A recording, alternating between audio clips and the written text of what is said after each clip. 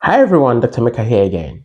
If you're new on this channel, please click on the subscription button, turn your notification bell so that anytime I upload new videos, you'll be notified. So today I'll be discussing another topic known as seizures and epilepsy.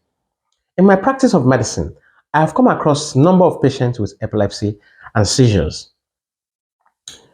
But I can tell you for a fact that it's very scary. And I acknowledge the fact that for someone who is not aware or enlightened of what seizure is, it can be scary, especially when it involves an infant. You sometimes think that a person is possessed with witchcraft or evil spirit. No. But in this video, I would explain to you how patients with seizures present, what you are to do when you are around someone who has seizures, and of course, the treatment of seizures. The first important thing you need to know is that not everyone that has seizures is termed epilepsy. Because epilepsy is an individual that has more than 2 episodes of seizures.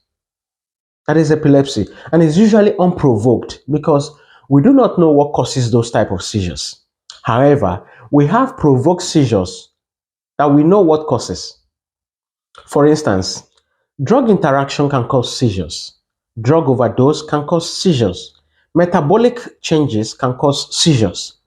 Issues with electrolyte imbalance, potassium and sodium issues, they can all cause seizures. In fact, tumor can cause seizures, and brain injury, traumatic brain injury, can also cause seizure as well.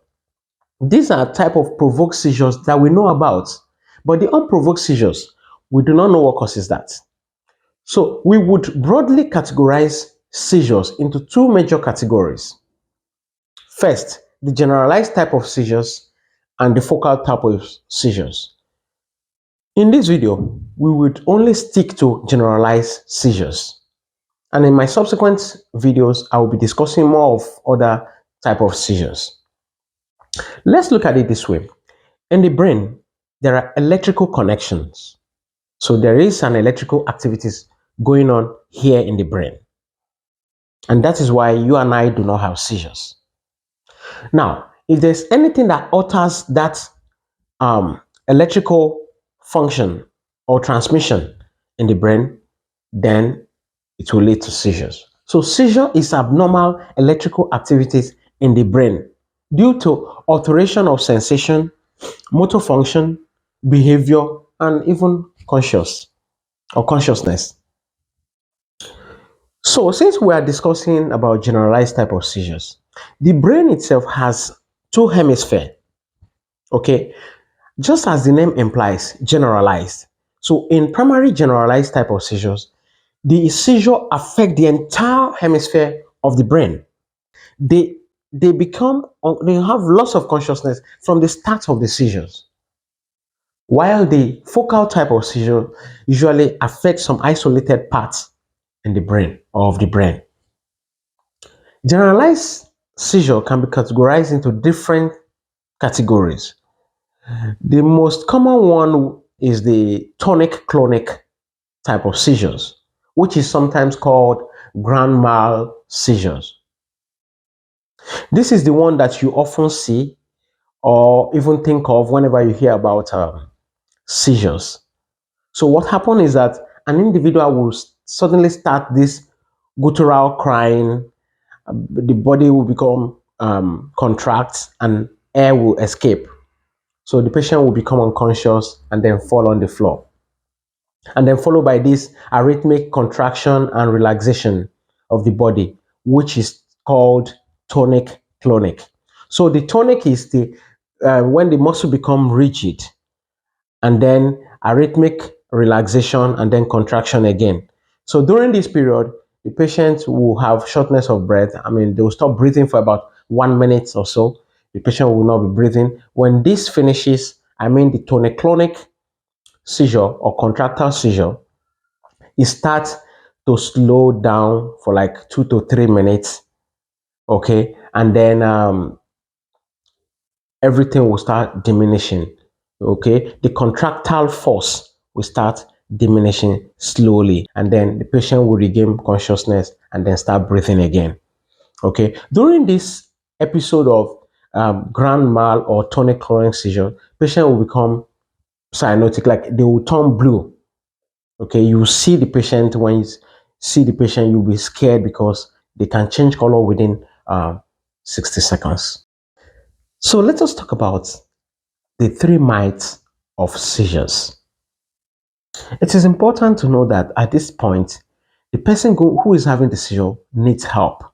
So we need to prevent them from having injury. If there are any hazardous material around or anything, any sharp object, we have to take it away.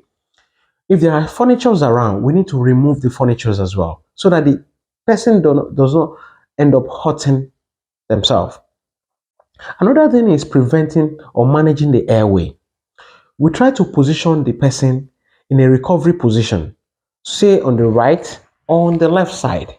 Position the person in a recovery position so that the fluid will be draining from the mouth, okay, during that period until they pass through the convulsive phase and enter the post-ictal phase.